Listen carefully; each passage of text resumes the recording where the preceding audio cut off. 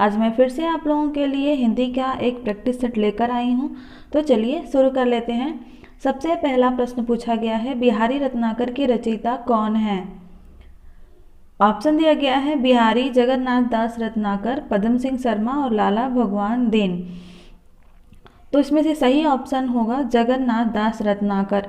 इन्होंने बिहारी रत्नाकर नाम से बिहारी तत्सई का संपादन किया था। इनकी सर्वोत्कृष्ट रचना मानी जाती है उद्धव शतक। चलिए बढ़ते हैं दूसरे प्रश्न की तरफ। प्रश्न दूसरा है, संसद से सड़क तक किस कवि की कृति है? ऑप्शन दिया गया है दुष्यंत कुमार धूमिल, केदारनाथ अग्रवाल और सर्वेश्वर दयाल सक्सेना। तो जो रचना संसद से सड़क तक है ये धूमिल जी की रचना है और धूमिल जी का पूरा नाम सुदामा पांडे धूमिल था।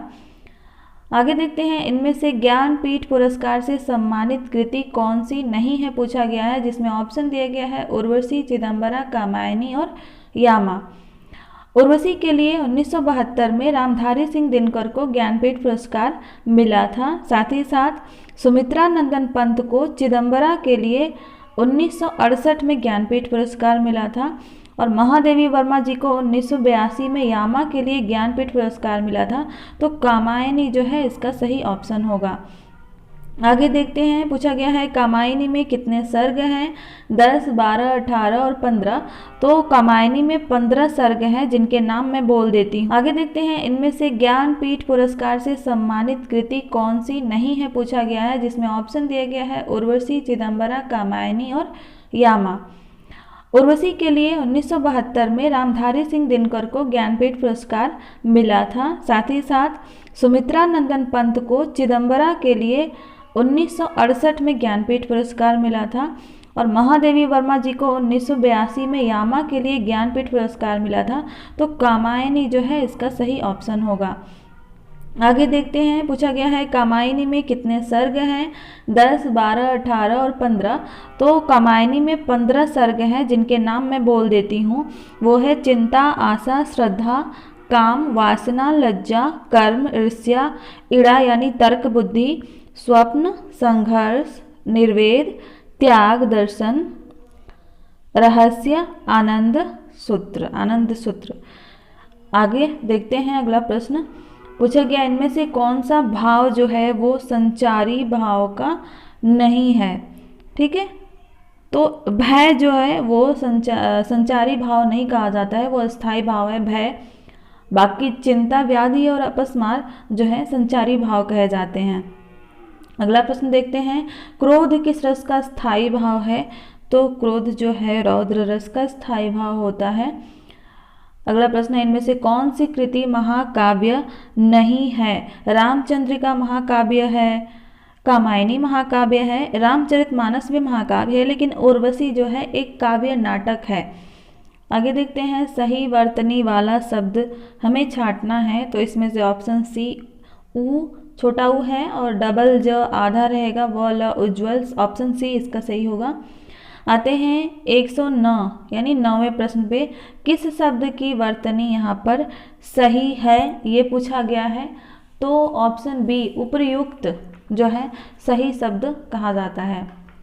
तो ऑप्शन बी इसका सही होगा। अगला देखते हैं 10वां प्रश्न, कौन सा शब्द जो है हाथी के अर्थ में प्रयुक्त होता है? ऑप्शन दिया गया है नाग, मृगेंद्र, नगराज और शार्दुल। तो पहले तो उदाहरण हाथी के पर्यायवाची जिसे कहते हैं नाग, हस्ती, राज, कुंभा, मतंग, ये जो है हाथी के पर्यायवाची शब्द कहे जाते हैं। तो इसमें से ऑप्शन ए सही होगा। शार्दुल और मृगेंद्र जो है बाघ को कहते हैं, नगराज यानी सांप। आगे देखते हैं 111, तिलचट्टा के रचनाकार कौन है? तो ये क्वेश्चन मुझे गलत लग रहा है, आप कमेंट करके बता सकते हैं। मुद्रा राक्षस में एक छोटा सा पार्ट है उसमें तिलचट्टा आया हुआ है, तो इस तरह से यहाँ पे मुद्रा राक्षस कर सकते हैं, ऑप्शन बी इसका कर सकते हैं। आगे देखते हैं 112, कोणार्क नामक नाटक के रचयिता पूछा गया है कि कौन है? तो कोणार्क जो है जगदीश चंद्र माथुर जी का एक एकांकी था, नाटक था, एक अंक का नाटक जिसे एकांकी कहते हैं। ऑप्शन ए सही होगा। 113वां देखते हैं, मुझे चांद चाहिए किस विधा की रचना है? तो मुझे चांद चाहिए जो है एक उपन्यास है सुरेंद्र वर्मा का। ऑप्शन डी इसका सही होगा। 1996 में इन्हें इसके लिए साहित्य अकादमी पुरस्कार भी मिला था। आते हैं अगले प्रश्न, खंजन नयन किसकी जीवनी पर आधारित है? तो खंजन नयन जो है एक उपन्यास है, सूरदास पर आधारित है, जिसे अमृतलाल नागर जी ने लिखा था। अर्धनारीश्वर उपन्यास के लेखक कौन है पूछा गया है? तो अर्धनारीश्वर जो है विष्णु प्रभाकर जी का है। 16वां प्रश्न है कि कविता क्या है, निबंध के लेखक का नाम छांटना है। तो पहला ऑप्शन है डॉक्टर नगेंद्र और दूसरा ऑप्शन है आचार्य रामचंद्र शुक्ल। तीसरा ऑप्शन है हजारी प्रसाद द्विवेदी और चौथा ऑप्शन है डॉक्टर विद्यानिवास मिश्र। इसका जो सही होगा वो है रामचंद्र शुक्ल जी। अगला प्रश्न देख लेते हैं, जंगल गाथा किस हिंदी कथाकार की कृति है?